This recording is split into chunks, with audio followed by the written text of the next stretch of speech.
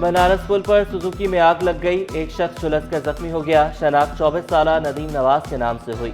अब्बासी शहीद अस्पताल मुंतकिल।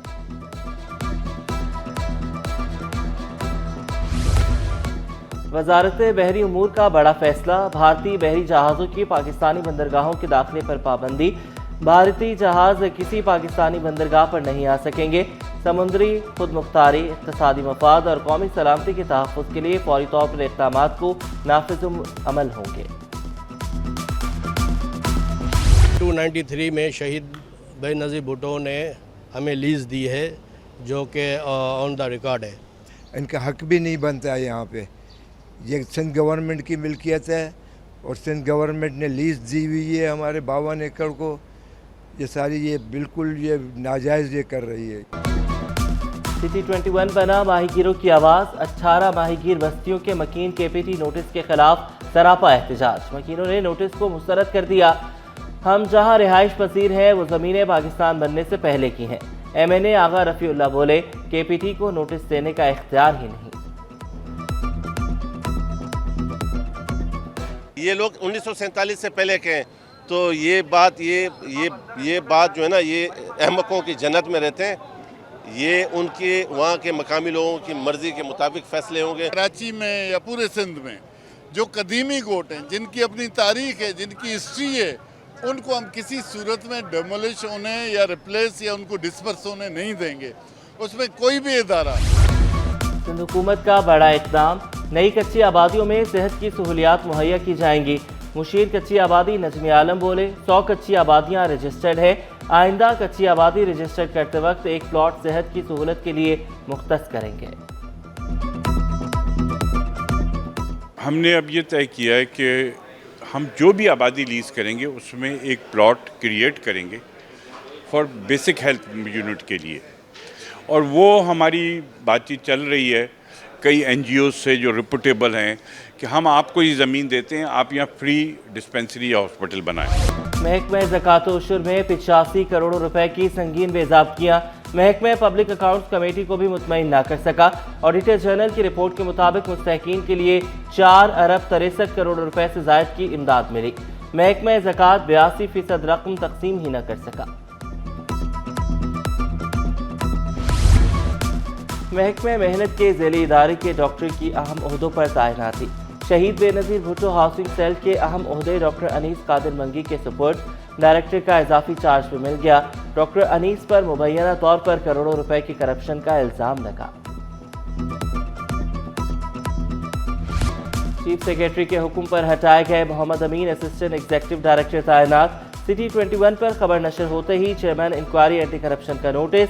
अमीन भट्टी महकमा सर्विसेज जनरल एडमिनिस्ट्रेशन के सुपुर्द। ग्रेड 17 के अफसर अमीन भट्टी को सरेंडर कर दिया गया। धरने खत्म, मगर ट्रांसपोर्टर्स और ड्राइवर्स का इम्तिहान खत्म न हुआ।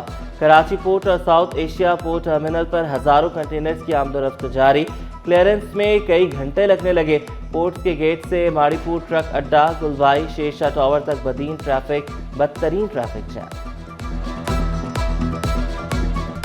ये गाड़ियाँ आ गई और ये सब एक्सपोर्ट के कंटेनर लेकर आ रही थी। अब इतनी बड़ी तादाद में जब ये पोर्ट पर पहुंची हैं तो हमारी पोर्ट के अंदर ऐसा कोई सिस्टम फ़ाल नहीं है कि जो इतनी बड़ी गाड़ियों को फौरी तौर पर क्लियर कर सके।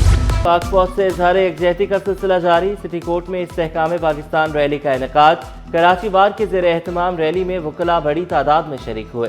सदर कराची बार आमिर नवाज बड़ाइश ने वाज़ेह किया, भारत इल्ज़ाम लगा तराशियों से बाज रहे।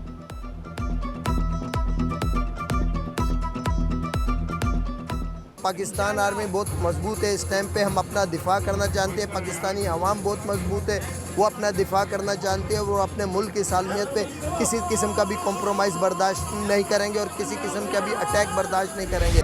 वकील के बेटे पर तशद्दुद का मामला शिद्दत इख्तियार कर गया। पुलिस और वकला के दरमियान सर्द जंग। सिटी कोर्ट में पुलिस अफसरान और अहलकारों के दाखिले पर पाबंदी आयद कर दी गई। नेशनल साइबर क्राइम एजेंसी में डायरेक्टर के ओहदे पर जूनियर अफसर की तैनाती। सिंध हाई कोर्ट ने फौरी समाअत की दरख्वास्त मंजूर कर ली। फरीकैन से 1 हफ्ते में जवाब तलब। बिजली और गैस बंदिश ने कराची वालों को चकरा दिया। मार्टिन क्वार्टर, कोरंगी, सोल्जर बाजार, नॉर्थ कराची के मकीन ख्वार, कायदाबाद, मलीर, मेमनगोट और ओल्ड सिटी एरिया के इलाके भी मुतासर। मुश्किलात पेश आने पर शहरी फट पड़े। यूनिवर्सिटी के कन्वोकेशन में 159 डिग्रियां तफवीज़। वज़ीर तालीम सिंध सरदार शाह की कामयाब ग्रेजुएट्स और वालिदैन को मुबारकबाद। कहा, करियर काउंसलिंग के हवाले से आसानियां पैदा करना ज़रूरी है। नौजवानों पर एतमाद से कामयाबी मुमकिन हो सकेगी। 100% बच्चों को जॉब्स ऑलरेडी मिल चुकी हैं। जिनको जॉब्स नहीं है वो एमफिल कर रहे हैं, पीएचडी कर रहे हैं, हायर एजुकेशन में हैं। बहुत सारे बच्चों को जॉब्स मिल रही हैं सऊदी अरेबिया में, कुवैत में एंड दूसरे हॉस्पिटल्स, इंटरनेशनल हॉस्पिटल्स जो हैं इस्लामाबाद में, लाहौर में। सीमेंट की एक्सपोर्ट और मुकामी फ़रोख्त में इजाफा। अप्रैल के महीने में एक्सपोर्ट 34% बढ़ गई। अप्रैल में मुकामी सीमेंट की फ़रोख्त 25 लाख टन रही।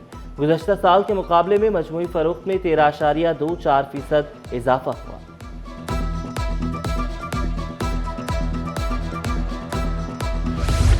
नेशनल कोचिंग सेंटर में बच्चों को खेलों की दुनिया से रोशनास कराने का सिलसिला जारी।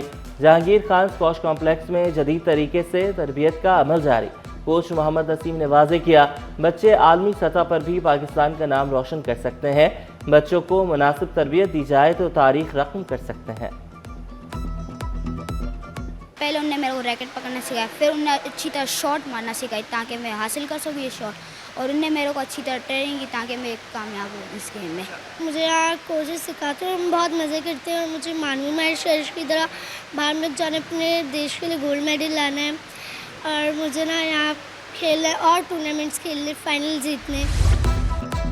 और बंगला नए साल की खुशी में बांग्लादेश डिप्टी हाई कमीशन में तकरीब। बांग्लादेश के डिप्टी हाई कमिश्नर ने खुतबा इस्तकबालिया पेश किया। British deputy head of mission Japan, Türkiye, Malaysia और दीगर ममालिक के काउंसिल जनरल्स की भी शिरकत। सनतकार जुबैर मोतीवाला, अतहर इकबाल, फारूक अफजल, मजीद अजीज़ भी रौनक अफरोज हुए। सकाफती परफॉर्मेंस ने तकरीब को चार चांद लगा दिए।